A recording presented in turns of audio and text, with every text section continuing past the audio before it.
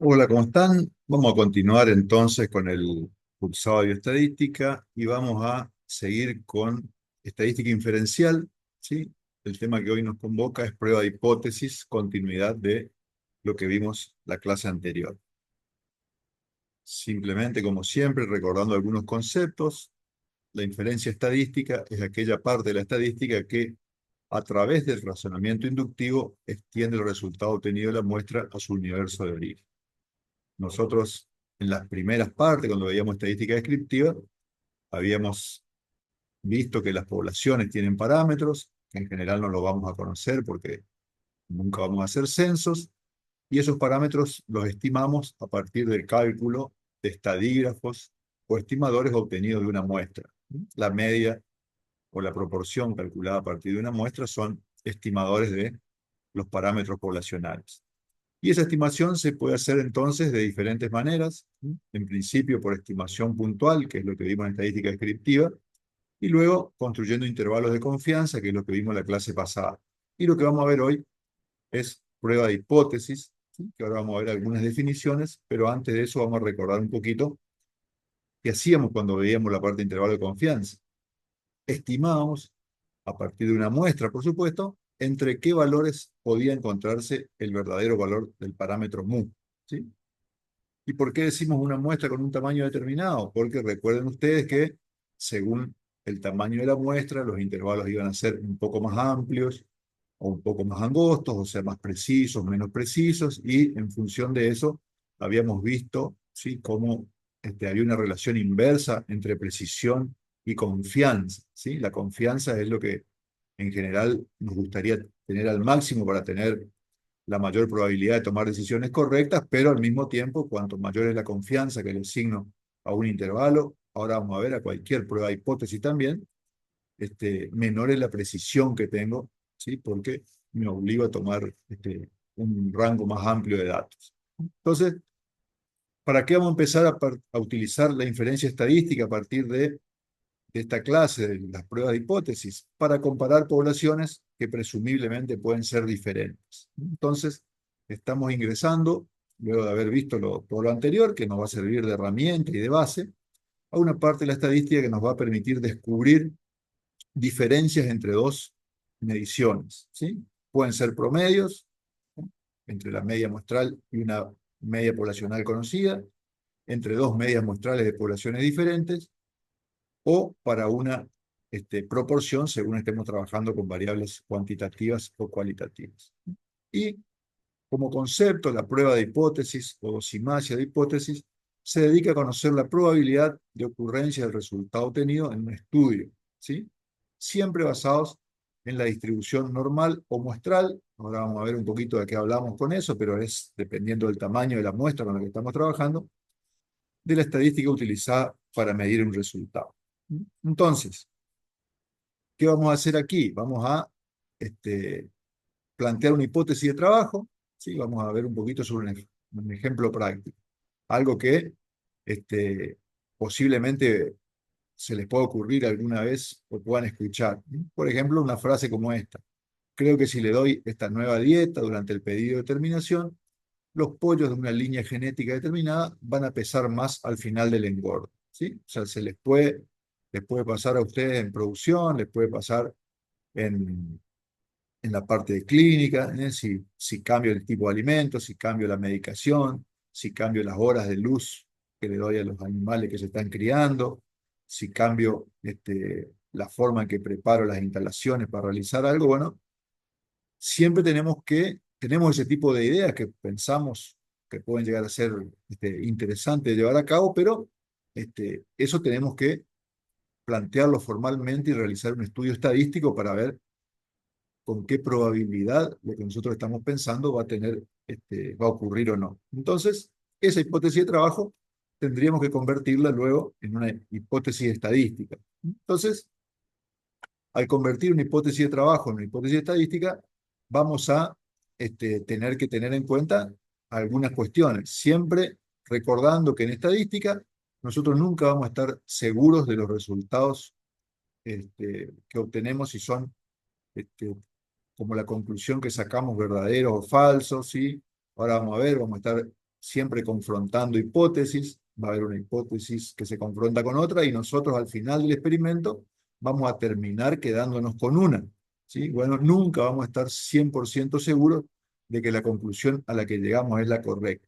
¿Sí? Entonces, todas esas cosas son las que venimos trabajando ya desde la clase pasada con intervalo de confianza y lo vamos a continuar viendo en la parte de prueba de hipótesis. Entonces, si yo voy a hacer una hipótesis de trabajo de este tipo, lo primero que tengo que tener es un punto de partida. ¿Sí? El punto de partida en este caso, ¿sí? Sería, por ejemplo, una alternativa es eh, pretender pensar que conozco el verdadero valor de mu, ¿sí? Y que, por ejemplo, con el alimento tradicional, el peso de los animales en esa línea genética es 2,5 kilos. Siempre decimos que el verdadero valor de mu nunca lo vamos a conocer. Ahora, este, ya vimos también que a medida que aumentamos el tamaño de las muestras, los valores se aproximan de manera cada vez más consistente al verdadero valor del parámetro. Y si por ahí estamos hablando del peso de los pollos a la faena, y estamos hablando de criaderos que faenan por semana 50.000, 100.000 pollos, y bueno, el promedio de ese posiblemente esté muy cerca de mu y podamos estar confiados de eso. En este caso vamos a hacer de cuenta que conocemos el verdadero valor de mu, que es de 2,5 kilos. Entonces, nosotros, ¿qué es lo que tenemos que hacer? Tenemos que ver de qué manera podemos demostrar, ¿sí? Estadísticamente que esto es cierto. Entonces, nuestro punto de partida va a ser el valor que corresponde a la media de la población, 2,5 kilos. ¿Sí? Y entonces, como mi hipótesis de trabajo decía que si yo le daba la nueva dieta, los pollos iban a terminar más pesados, tengo que plantear que la, el parámetro poblacional mu con la nueva dieta, ¿sí? La mu original o mu cero era 2,5 kilos, la nueva dieta va a ser mayor a 2,5 kilos. ¿Sí? Es decir, tengo que hacer una demostración experimental de que esto ha ocurrido. Entonces, ¿cuál va a ser el juego que vamos a hacer de ahora en adelante? ¿Sí? Nosotros estamos interesados en demostrar que esto es correcto y obviamente si esto es correcto, esto es falso. ¿Sí? Entonces, ¿cuándo vamos a considerar verdadera esta hipótesis? Es decir, que si yo alimento a los animales con esta nueva dieta, realmente obtengo un valor superior al original y no un valor similar al original. ¿Sí? Cuando el valor obtenido por la nueva dieta tenga una probabilidad de ocurrir por azar muy baja en la población original distribuida normalmente alrededor de mu cero. Porque recuerden ustedes que si yo tengo una población que tiene un valor de mu, está centrada en mu con un valor de 2,5 kilos, ¿sí? Cuando yo tome una muestra, ¿sí? Porque no puedo arriesgarme a decir, bueno, a los 50.000 animales le doy la nueva dieta, no, tengo que hacer un experimento con 20 animales, 50 animales, 100 animales, ¿sí? Y si después anda bien, empezaré a llevarlo al resto de los animales, pero si no anda bien o anda mal, que podría ser un extremo, pero podría darse también, no puedo arruinar toda mi producción probando una nueva dieta sin estar relativamente seguro de que funciona. Entonces, lo que vamos a hacer es una muestra de animales, un pequeño grupo de animales que van a ser alimentados con la dieta nueva, ¿sí? Y tenemos que demostrar que probabilísticamente el resultado obtenido tiene muy baja chance de ocurrir por azar en la población original. Porque recordemos siempre, todo resultado tiene cierta probabilidad de ocurrir. Y eso lo vemos cuando analizamos nuestra curva de distribución normal, ¿sí? Que nosotros la usábamos generalmente al principio, cuando empezamos a hablar de distribución de Z, para ver cómo se distribuían las observaciones alrededor del parámetro poblacional, pero también vimos en la clase pasada que las medias muestrales se distribuyen alrededor de mu, ¿sí? De la misma forma que los valores observados lo hacen en la población. Nada más que lo único que cambiaba era que eh, en esta distribución tenemos que considerar el error estándar, es decir, el desvío estándar de las medias muestrales y no el desvío estándar de las observaciones. Entonces, si yo recuerdo esto, que lo vimos ya en clases anteriores, por más que la media, supongamos que la media poblacional está acá y es de 2,5 kilos, existe cierta probabilidad de obtener medias con valores mayores, 2,55, 2,60, 2,70. Va a llegar un momento en que va a haber valores que son casi imposibles de que ocurran, ¿sí? Lo mismo para el otro lado. Entonces, acá tenemos la distribución de esos valores. Obviamente que tiene mucha importancia el error estándar, ¿sí? El desvío estándar de la característica y el tamaño de la muestra con la que estoy trabajando, ¿sí? Pero todos los valores tienen algo de probabilidad de ocurrir. Entonces, cuando yo realice el experimento, me puede dar un valor que tiene una probabilidad de ocurrir muy baja. Por ejemplo, una probabilidad de ocurrir de 0,05, 0,04, 0,01. Entonces, cuando me da un valor tan bajo, ¿sí? Yo voy a concluir lo más probable es que este valor no pertenezca a la población original, aunque siempre existe la posibilidad de que pueda pertenecer, porque como dice acá, todo resultado tiene cierta probabilidad de ocurrir por azar en la población original. Entonces, aquí entramos a hablar de lo que estamos haciendo en la prueba de hipótesis. ¿Qué es una hipótesis? Es una suposición sobre la naturaleza de una población. La hipótesis entonces es una afirmación. Una afirmación que nosotros tenemos que expresar siempre en términos de los parámetros poblacionales. Por más que nosotros estemos trabajando con muestras, las suposiciones, las hipótesis las hacemos respecto a los parámetros. Entonces, vamos a tener dos hipótesis en confrontación. La hipótesis nula, ¿qué es lo que dice? La hipótesis nula, en casos como este, lo que dice es que la nueva dieta no hace nada, ¿sí? Los animales engordan igual con la dieta nueva que con la dieta original. ¿Y cómo lo formalizamos a eso en términos estadísticos y de parámetros? Mu de la dieta nueva es igual al valor de mu de la población original. Si yo planteo esto, estoy diciendo que estos valores son iguales, es decir, alimentar los animales con la dieta nueva no produce ningún cambio. Entonces, la hipótesis nula siempre plantea que no existe ninguna variación, por eso la llamamos nula, ¿sí? Entonces, en el fondo, ¿qué plantea la hipótesis nula? Que no existen diferencias entre el parámetro conocido, mu igual a 2,5, y el investigado, ¿sí? O bien, que la muestra con la que estuvimos trabajando, recuerdan que íbamos a tomar un grupo de animales de esa población y lo íbamos a alimentar con la dieta nueva, proviene del mismo universo. No se modificó el parámetro poblacional por más que le dimos a los animales de comer la dieta nueva. Entonces, la hipótesis nula siempre se especifica o se establece a partir del valor del parámetro poblacional, ¿sí? Y esa hipótesis nula, ¿con quién la vamos a contrastar? Con una hipótesis alternativa que siempre tiene que decir algo diferente a la nula, porque nosotros vamos a terminar escogiendo o quedándonos con una de las dos. Esto es parecido como a lo que veíamos al principio cuando hablábamos de que las categorías de una variable tenían que ser mutuamente excluyentes. Bueno, acá pasa lo mismo. Nosotros, al final de un experimento, no podemos quedarnos con la hipótesis nula y la alternativa. Si nos quedamos con una, rechazamos la otra y viceversa. Entonces, la hipótesis alternativa plantea que existen realmente diferencias entre el parámetro conocido y el otro parámetro investigado, que en este caso sería el valor de mu de la dieta nueva. Y fíjense cómo se simboliza. La hipótesis nula, recordemos que aquí tenía un signo igual. La media de la nueva dieta era igual a la media original. La hipótesis alternativa se puede plantear de tres maneras diferentes, simplemente diciendo es diferente o diciendo la nueva dieta es mayor a la media original o la nueva dieta es menor a la original, ¿sí?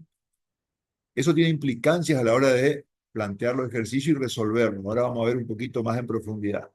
Entonces, en nuestro caso, que nosotros dijimos que la nueva dieta iba a provocar un aumento en el peso de los pollos, ¿con cuál nos vamos a quedar? No podemos quedarnos con esta, porque esta dice simplemente que son diferentes. Tampoco con esta, porque dice que el valor de mu de la nueva dieta es menor. Tendríamos que quedarnos con esta, que es la que asegura que el valor de mu de la nueva dieta es mayor al valor de mu de la población original. ¿Sí? Entonces, esta es la hipótesis que vamos a estar comprobando, contrastando con la hipótesis nula. Entonces, si nosotros al final del estudio encontramos evidencia de que las medias hay una alta probabilidad de que sean diferentes, vamos a concluir que la diferencia observada es consecuencia de una efectiva diferencia entre los universos de origen. Es decir, los animales que comen la dieta original pertenecen, el peso de esos animales tiene una distribución que pertenece a una población diferente de los animales que comen la nueva dieta. ¿Por qué decimos que son poblaciones diferentes? Porque tienen distintos parámetros. Recordemos que el parámetro mu para una población es único, ¿sí? Entonces, si una población tiene un parámetro y la otra tiene un parámetro diferente, evidentemente estamos ante poblaciones diferentes. En ese caso, si demostramos esto, rechazaríamos la hipótesis nula y aceptaríamos la alternativa y concluiríamos que efectivamente mu de la nueva dieta es superior al valor de mu original. Entonces, la hipótesis alternativa da una suposición opuesta a la planteada por la hipótesis nula. ¿Sí? Y obviamente, cualquiera de las dos puede terminar siendo sustentada al final del experimento. Ahora tenemos que ver las herramientas que vamos a utilizar en la comparación. Y dependiendo de el tamaño de la muestra con la que vamos a trabajar, podemos trabajar con la distribución de Z, si tenemos un tamaño muestral grande, ¿sí? O con la distribución de T, que ya la vieron ustedes la clase pasada, cuando aprendieron a trabajar con intervalo de confianza, y para muestras de tamaño pequeño, especialmente para las que son de tamaño bastante pequeño, vamos a usar la distribución de T. Y fíjense que ya cuando hablamos de distribución de T, estamos hablando de que tenemos que buscar los valores de alfa como corresponde, según los grados de libertad de la muestra. En el caso de Z es una única distribución, no tenemos que estar buscando según grado de libertad. Entonces, ¿qué vamos a hacer?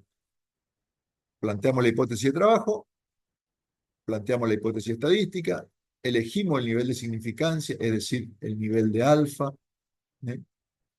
Seleccionamos la estadística de prueba y calculamos los estadígrafos, determinamos el valor crítico de T o de Z y desafiamos la hipótesis nula para llegar a nuestra conclusión. Cuando hacemos prueba de hipótesis, en este caso, en la clase de hoy vamos a ver prueba de hipótesis para una población, ¿sí? Pero en clase siguiente vamos a ver un poquito más de profundidad otros ejemplos. Siempre vamos a estar haciendo estos pasos, ¿sí? A partir de la hipótesis de trabajo hasta que llegamos a la toma de conclusión. Entonces, algo importante y que no tienen que olvidarse porque lo consideramos a la hora de corregir los parciales, debe existir una relación entre la hipótesis alternativa planteada, el gráfico que se realice a la hora de plantear los resultados, cuando les toque hacerlo por escrito, tanto en los prácticos como en el parcial, el valor buscado en la tabla y la conclusión del experimento. ¿Y por qué hacemos referencia a esto? Dijimos que yo puedo plantear, la hipótesis nula siempre es igual, ¿sí? La mu original es igual a la mu de la media nueva. Esa no cambia en ninguna situación. Ahora, si yo planteo que la media para la población de la dieta nueva es diferente a la original, ¿sí?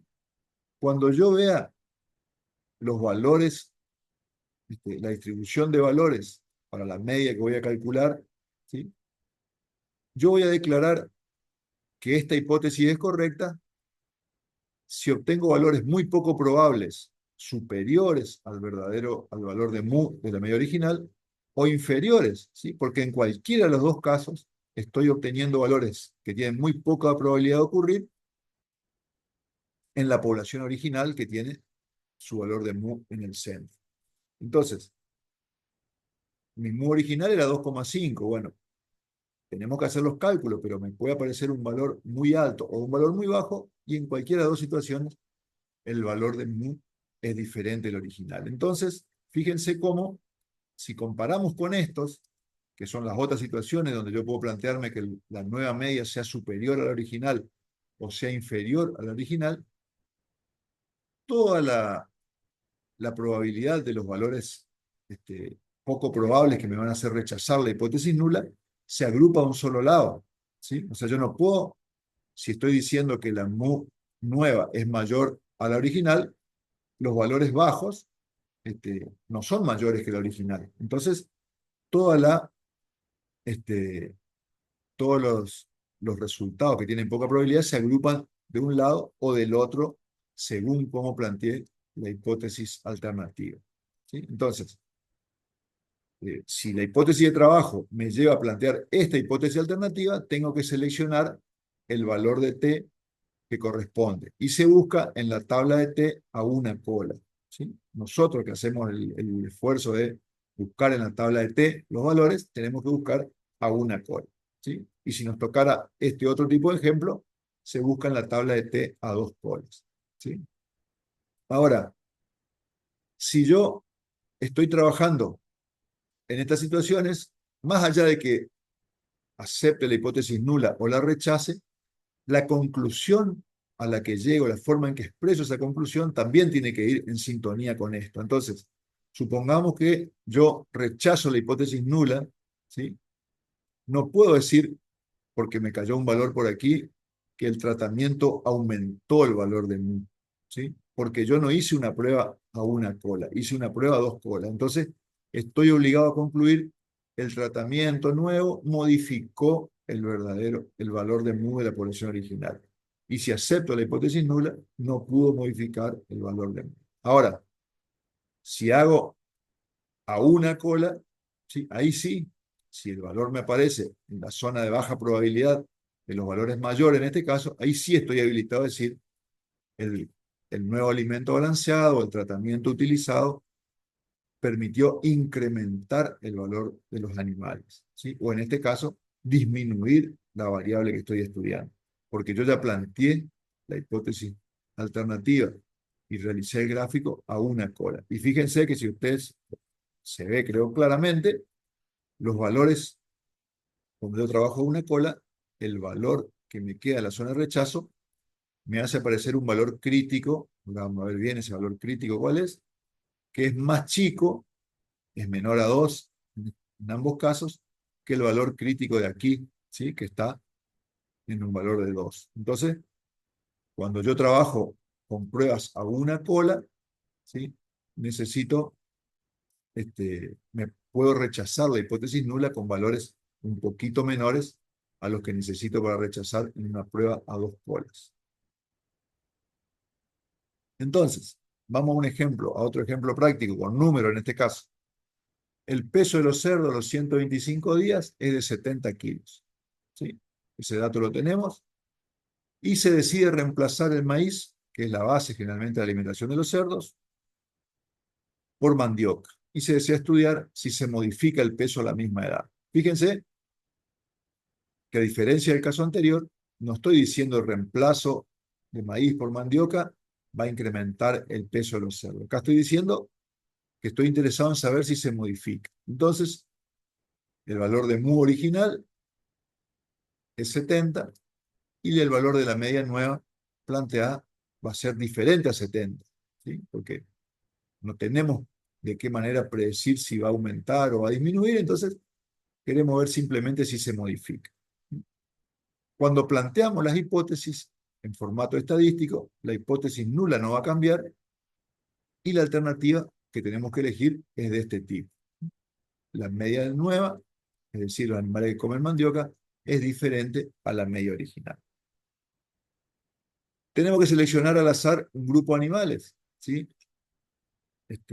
Obviamente, siempre en estadística, cuanto mayor cantidad seleccionemos, mejor. Ahora, seleccionar mucho implica tener instalaciones, tener la comida para darle, tener personal que se encargue de la limpieza y del cuidado, ¿sí? Y si estamos hablando de una prueba que puede llevar varios días, tal vez sea demasiado costoso si queremos poner 50, 100 o 200 animales. Entonces nos conformamos con 20 animales, ¿sí? Una prueba modesta, un tamaño muestral interesante, pero no es una muestra tan grande. Realizamos la experiencia. ¿Qué significa realizar la experiencia? Bueno, alimentar los animales hasta que cumplan los 125 días con esta dieta que va a incluir mandioca en lugar de maíz y obtener los resultados. Y obtenemos los resultados y nos encontramos con esto. Al final del experimento, el promedio de los animales fue de 68,5 kilos y el desvío estándar 3,59. Entonces, ¿qué es lo importante acá? No podemos llegar a la conclusión hacia la ligera de decir no, no conviene darle mandioca porque los animales ganan menos peso. Porque en realidad esto es una estimación puntual del verdadero valor del mu, de la hipotética población que comió mandioca, pero al mismo tiempo nosotros sabemos que los animales, por más que coman maíz, si el valor de mu es igual a 70, si yo tomo muestras de 20 y le doy de comer solamente con maíz, el resultado no va a ser siempre 70, a veces va a ser 70, a veces va a ser 71, a veces va a ser 69. Entonces, el tema de determinar qué tan probable es que este valor no corresponda a un valor de la población original obtenido por azar. Y en eso se van a basar nuestras conclusiones. Entonces, si bien pareciera que el rendimiento fue inferior, esa media podría tener una alta probabilidad de ocurrir dentro de la población original con todos los promedios posibles de muestras con n igual a 20. Entonces, ¿qué tenemos que hacer? Si estuviéramos comparando un valor con la media de su población, un valor x sí solo, aplicaríamos la fórmula de z tradicional. Como estamos aplicando para una media muestral, tenemos que definir si lo hacemos con z o si lo hacemos con t. Bueno, en este caso, un tamaño muestral de 20 es relativamente pequeño, vamos a trabajar con la distribución t.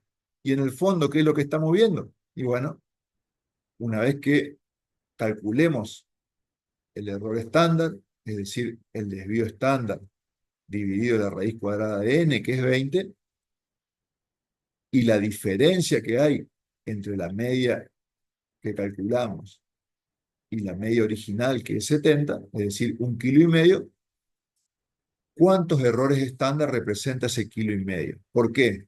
Porque yo sé que hasta un error estándar los valores son muy probables. Hasta 2 errores estándar ya son bastante menos probables.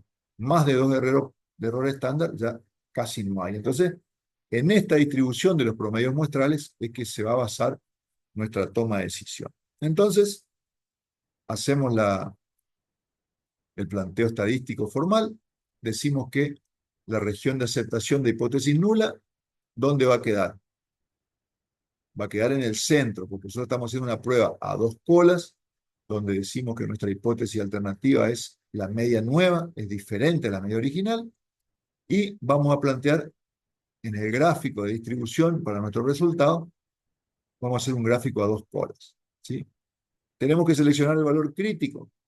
¿Cuál va a ser el valor crítico? Habrá que buscarlo ¿en dónde? En la tabla de T, ¿sí? Para un nivel de significancia a 2 colas. Este es un modelo de tabla que viene, fíjense que en la parte de abajo tiene valores de significación a 1 cola, en la parte de arriba valores de significación a 2 colas. Si vamos a plantear la prueba con un valor de alfa de 0,05, 19 grados de libertad, porque recuerden que los grados de libertad son el tamaño de la muestra menos 1, buscamos en la fila 19 el valor para 0,05 a 2 colas y nos da 2,09, ¿sí? Entonces, ese valor 2,09 va a ser el que vamos a ubicar como valor positivo o como valor negativo, ¿sí? ¿Y qué es lo que nos dice la tabla de T?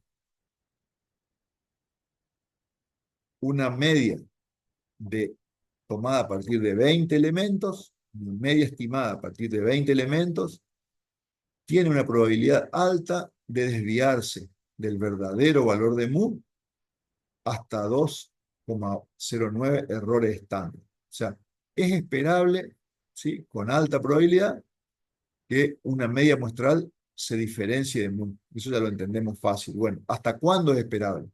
Y según lo que nos dice la tabla de T, hasta 2,09 errores estándar hay una probabilidad de 5% o 0,05. Entonces, este va a ser nuestro valor crítico. Si el resultado obtenido se desvía más errores estándar, se desvía 2,5, 2,8, 3, 3,1, vamos a rechazar la hipótesis nula. Pero si se desvía menos y cae dentro de la zona que tiene alta probabilidad, vamos a aceptar la hipótesis nula y no vamos a rechazar la alternativa. ¿Sí? Entonces, ese es el criterio que vamos a ocupar. ¿Cómo haríamos la prueba? Y bueno, presentamos nuestros valores, ¿sí? Tenemos nuestra zona de aceptación y de rechazo, cada una tiene su probabilidad y vamos a realizar los cálculos.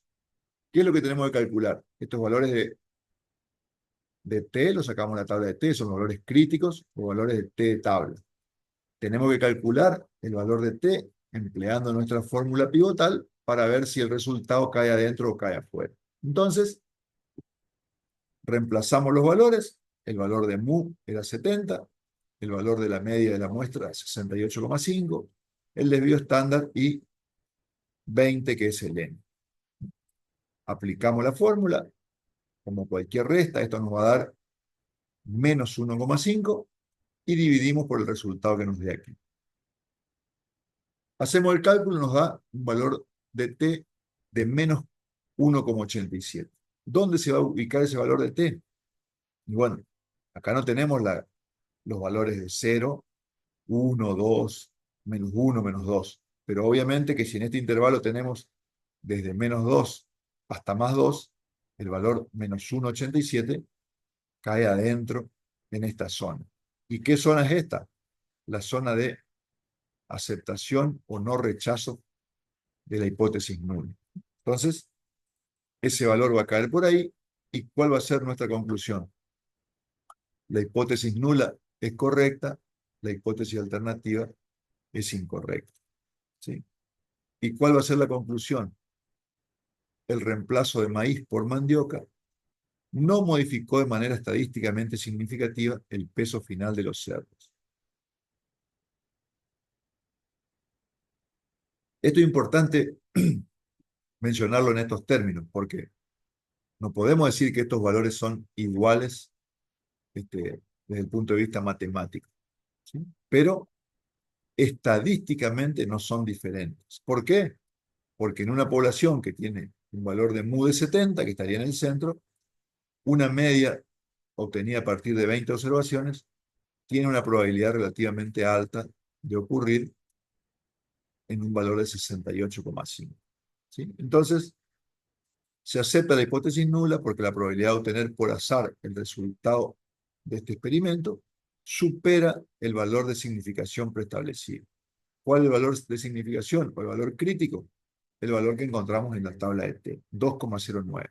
Es el valor crítico que nos diferencia la zona de aceptación de la zona de rechazo. Si el valor obtenido es menor del crítico, vamos a aceptar la hipótesis nula y descartamos la alternativa, y por el contrario, rechazamos la nula y nos quedamos con la alternativa si el valor cae afuera en la zona de rechazo. Algunos autores no están de acuerdo en esto, en aceptar la hipótesis nula. Dicen, en realidad, lo que hay que concluir es, con los resultados obtenidos, no estamos en condiciones de rechazar la hipótesis nula. ¿Sí? Pero dicen que no se debería aceptar la hipótesis nula. Bueno, nosotros tradicionalmente siempre se trabajó así. Lo importante aquí entonces es que no estamos rechazando la hipótesis nula y bueno, si no la rechazamos, la estamos en el fondo aceptando porque estamos rechazando la hipótesis alternativa. No pudimos demostrar que el reemplazo de maíz por mandioca produce un cambio en el peso de los cerdos a la edad que estábamos trabajando. Y ahora viene algo que es un poquito más teórico, si bien venimos hablando de cosas teóricas, esto a veces es un poquito más difícil de comprender, pero por ahí es importante a la hora de realizar los análisis y las conclusiones. Cuando yo hago una prueba de hipótesis, ¿sí? Planteo una hipótesis nula. Esa hipótesis nula, por ejemplo, en el caso anterior, ¿qué decía? Decía que la media nueva era igual a la media original. Una hipótesis y una afirmación, ¿sí? Ahora, esa afirmación puede ser verdadera o puede ser falsa, ¿sí? Cualquier afirmación que hagamos puede ser verdadera o puede ser falsa. Yo nunca voy a estar 100% seguro de si la afirmación que hice es verdadera o es falsa. Yo simplemente voy a hacer un experimento, poner a prueba esas hipótesis y llegar a una conclusión. Y cuando yo llegue a la conclusión, ¿qué voy a hacer? Dependiendo del resultado que me da, puedo rechazar la hipótesis nula o puedo aceptar la hipótesis. Entonces, se me genera un cuadrito, ¿sí? En el cual convergen diferentes situaciones y claramente, si yo llegué a la conclusión de que había que rechazar la hipótesis nula, no es lo mismo rechazarla si era verdadera o rechazarla cuando era falsa, ¿sí? De igual forma, si acepto la hipótesis nula, no es lo mismo aceptarla cuando es verdadera que aceptarla cuando es falsa. Entonces, insistimos, nunca vamos a estar seguros de que la decisión que tomamos es la correcta, ¿sí? Dentro de las posibles decisiones que vamos a tomar, que son dos, aceptar o rechazar la hipótesis nula, hay situaciones en que vamos a tomar decisiones correctas y situaciones en las que nos vamos a equivocar, ¿sí? Entonces, ¿cuál sería una situación equivocada o cuál sería una situación correcta acá? Y bueno, sería un error rechazar la hipótesis nula si es verdadera, ¿sí? También sería un error aceptar la hipótesis nula si es falsa. Por el contrario, así como hay decisiones erróneas, hay dos situaciones en que tomamos decisiones correctas. Cuando la rechazamos, realmente es falsa, y cuando la aceptamos y era verdadera. Entonces, ¿a qué se dedica la estadística inferencial? Se dedica a tratar de, mediante hacer las cosas bien, ¿sí? Plantear bien los experimentos, realizar todas las estimaciones de la manera más correcta posible, aumentar lo más que se pueda la probabilidad de tomar decisiones correctas y al mismo tiempo disminuir lo más que se pueda, dentro de las posibilidades, la probabilidad de cometer errores, ¿sí? Insisto una vez más, por más esfuerzo que le pongamos, nunca vamos a estar 100% seguros de que tomamos decisiones correctas, ¿sí? Pero lo que tenemos que hacer es generar las condiciones para que las decisiones correctas ocurran en la mayor cantidad de veces que se pueda. Entonces, ¿cómo vamos a hacer eso? Y bueno, escogiendo niveles de confianza adecuados y algunas cositas que vamos a ver ahora. Entonces, ¿cuál es la probabilidad de rechazar la hipótesis nula cuando es verdadera? ¿Sí? Esa probabilidad existe y tiene un valor de probabilidad. Y es la probabilidad de alfa. Fíjense que acá dice riesgo del consumidor. Después vamos a ver a qué nos referimos con eso. Y si alfa es la probabilidad de eh, rechazar la hipótesis nula cuando es verdadera, la probabilidad de aceptarla cuando es verdadera, que es una decisión correcta, va a ser 1 menos alfa, ¿sí? Que tratamos siempre de que alfa sea lo suficientemente chico como para que este error no ocurra tan a menudo. En general, al igual que cuando hablamos de intervalo de confianza, el alfa que vamos a usar en las pruebas de hipótesis generalmente va a ser un alfa de 0,05, dependiendo del caso, podríamos usar 0,01, 0,10, ¿sí? Y obviamente si tenemos una probabilidad de error aquí de 0,10, la probabilidad de tomar la decisión correcta cuando aceptamos la hipótesis nula es alta, ¿sí? 90%, 95%, o este, más dependiendo del alfa que establezca. Y esta probabilidad, ¿cómo lo vamos a llamar? Y bueno, por convención, si a esta se le llama alfa, a esta otra se le llama beta, y está relacionada con el riesgo del productor, ¿sí? La probabilidad de aceptar una hipótesis nula cuando en realidad es falsa. Y nos estaría faltando este cuadrito. ¿Cómo les parece que se va a llamar este cuadrito? Y bueno, si acá teníamos alfa y acá uno menos alfa, lo que va en este cuadrito va a tener una probabilidad de uno menos beta. Nosotros no le enseñamos a calcular beta y obviamente no le vamos a enseñar a calcular uno menos beta, ¿sí? Es algo un poco más complejo, ¿sí? Más teórico, que escapa un poquito al objetivo de nuestro plan. Pero eso es lo que se denomina es potencia. La potencia de la prueba es la que nos permite rechazar la hipótesis nula cuando es falsa. Ustedes van a escuchar por ahí, si la prueba no tiene la suficiente potencia, nunca va a rechazar la hipótesis nula por más que sea falsa. Bueno, entonces, si la prueba no tiene la suficiente potencia, nosotros siempre vamos a aceptar, eh, no vamos a tener la posibilidad de rechazar la hipótesis nula cuando es falsa. Y por otro lado tenemos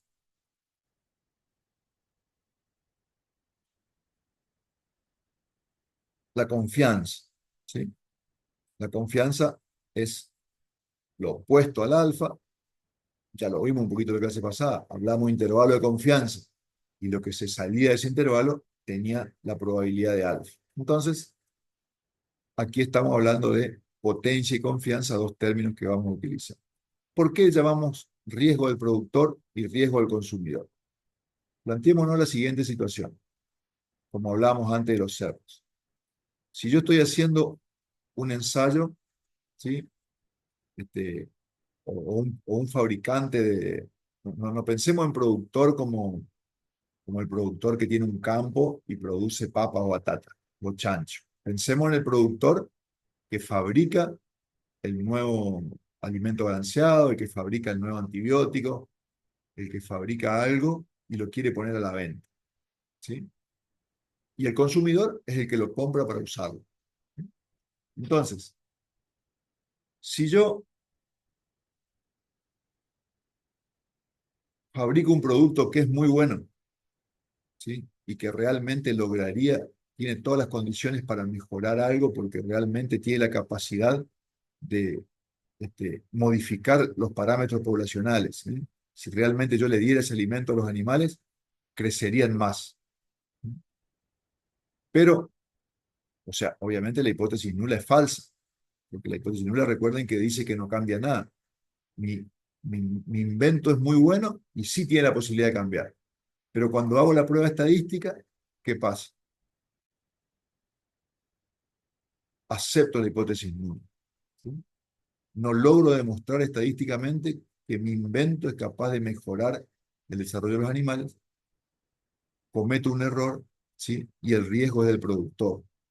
¿Por qué? Porque el productor invirtió, dedicó tiempo, hizo un desarrollo científico, técnico para formular un alimento que realmente es muy bueno, pero cuando tuvo que hacer la prueba estadística no funcionó, ¿sí? Y si no funcionó, nadie va a comprar y pagar más por ese alimento si en realidad no logramos demostrar que funciona bien. Entonces, ese es el riesgo que corre el fabricante, el que produce, ¿sí? El que produce el invento, el nuevo alimento. Que la hipótesis nula sea realmente falsa, pero que la terminemos aceptando. Entonces, este es el riesgo para el producto. Y en el otro caso pasa una situación opuesta. O sea, la hipótesis nula era verdadera. Lo que nosotros estábamos fabricando, nosotros fabricamos, en realidad, por decirlo de una manera rara, no servía para nada, ¿sí? O sea, no tenía la capacidad de cambiar el verdadero valor del mu que ya teníamos antes, ¿sí? Y sin embargo yo hago la prueba estadística y rechazo la hipótesis nula. Era verdadera y yo la rechazo. Entonces, ¿qué va a pasar ahí? Y bueno, el fabricante del producto lo va a venir a vender como que es un buen producto. Va a decir, estadísticamente demostrado que mejora la ganancia de peso de los cerdos. Y en realidad era mentira. La hipótesis nula era verdadera, pero yo la rechacé por error. ¿Sí?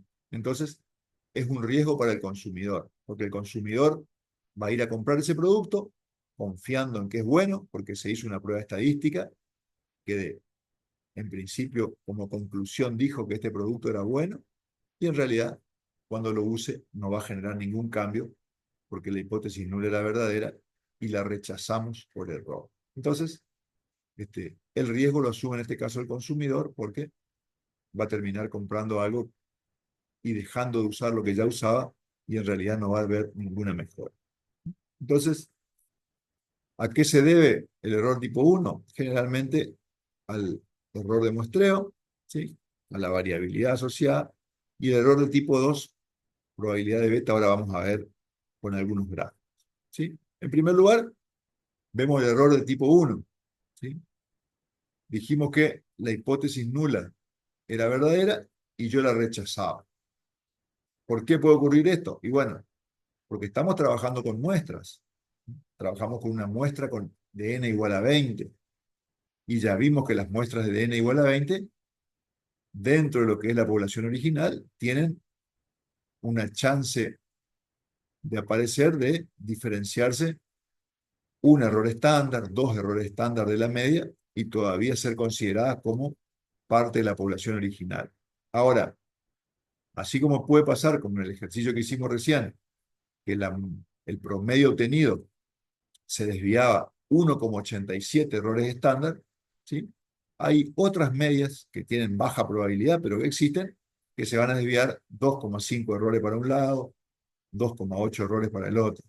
¿Sí? Entonces, si cuando yo hice el estudio tuve la mala suerte de que me pareció una muestra muy rara, puede aparecer una muestra muy rara, yo voy a cometer un error de tipo 1. Voy a terminar concluyendo que la hipótesis nula es falsa porque la media que obtuve cayó en la zona de rechazo y en realidad esa media era una media que realmente pertenecía a la población original, pero que tenía muy poca probabilidad de ocurrir. Es decir, cuando yo rechace la hipótesis nula, nunca voy a estar seguro de no haberlo hecho por error porque lo que obtuve fue una muestra rara. ¿Sí? Ahora, no me puedo poner tan mal por eso, porque la probabilidad de obtener una muestra rara es del 5% o menor. Entonces, y bueno, alguna vez puede ocurrir, pero lo más probable es que no ocurra y que la conclusión a la que yo llegue es la correcta. ¿Sí? Entonces, si rechacé la hipótesis nula, la probabilidad de tomar una decisión correcta es relativamente alta. ¿Sí? ¿Y por qué podemos cometer un error de tipo 2? ¿Cuándo estaríamos cometiendo un error de tipo 2? Cuando la hipótesis nula es falsa, ¿sí? Y sin embargo yo la acepto. ¿Qué quiere decir que la hipótesis nula es falsa?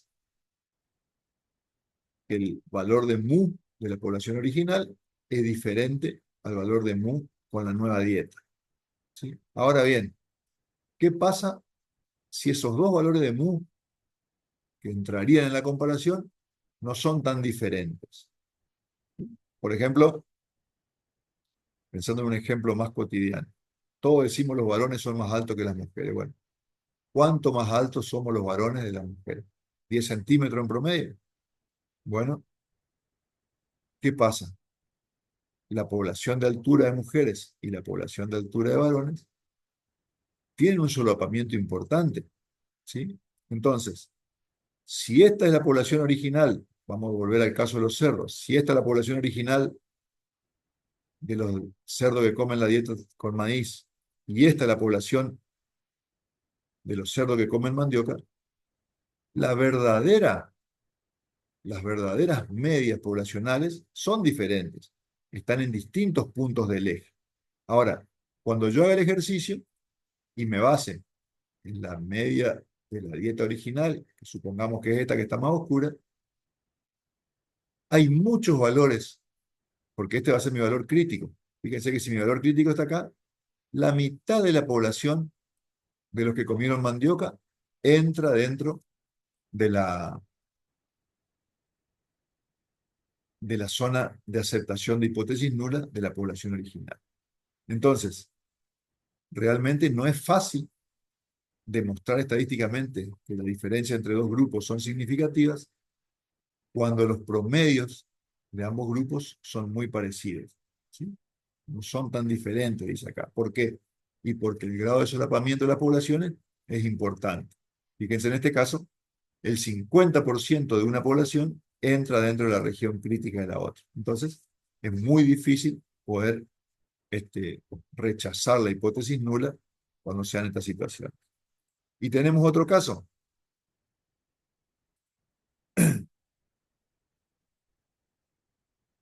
¿Qué podemos hacer, mejor dicho, perdón? ¿Qué podemos hacer para mejorar la potencia de la prueba y rechazar la hipótesis nula cuando es falsa? ¿Sí? Dijimos que el error lo cometíamos porque las medias no eran tan diferentes. Aumentamos el tamaño de la muestra. Si yo aumento el tamaño de la muestra, vamos a lograr disminuir el error, ¿sí? Al mismo tiempo, ya vimos que cuanto mayor es el tamaño de la muestra, más parecidas van a ser los promedios muestrales entre sí. Y fíjense cómo las curvas se hacen un poco más picudas, ¿sí? Y el nivel de solapamiento, por más que la diferencia entre ambos promedios se mantenga, si yo trabajo con un tamaño muestral más alto, ya dentro de la región crítica de una población, el nivel de solapamiento es mucho menor. Entonces, aumentando el tamaño de la muestra, yo voy a lograr que esto se haga cada vez más alto. Y fíjense, si acá está el valor crítico, bueno, la población de valores, que acá, perdón, el valor crítico, la población de valores va a ser menor lo que se me escapa. Obviamente, aceptemos o rechacemos la hipótesis nula, nunca vamos a estar seguros de haber tomado una decisión correcta. Entonces, lo mejor que podemos hacer es trabajar con un valor de alfa que sea seguro, un alfa de 5% es lo más utilizado. Eso no quiere decir que no vamos a cometer errores tipo 1, quiere decir que lo vamos a cometer solamente un 5% o menos de las veces. Y después tratar de tener buena potencia en nuestra prueba. ¿Cómo logramos potencia? Aumentando el tamaño de la muestra. La única manera de lograr potencia es aumentar el tamaño de la muestra, ¿sí? Y entonces tampoco vamos a estar seguros de que no estamos cometiendo errores de tipo 2, pero se trata de trabajar con potencias por lo menos del 80%. Nosotros no le enseñamos a calcular potencia, pero este, existen formas para calcularlo y básicamente depende de la diferencia entre los promedios y de el desvío estándar de las observaciones. Si hay mucha variabilidad, ¿sí? Es difícil conseguir buena potencia porque la variabilidad siempre está en el numerador y aumenta el error. Bueno, dejamos aquí entonces y vamos a cerrar esta clase. Y recuerden que la próxima semana ya tienen el segundo parcial.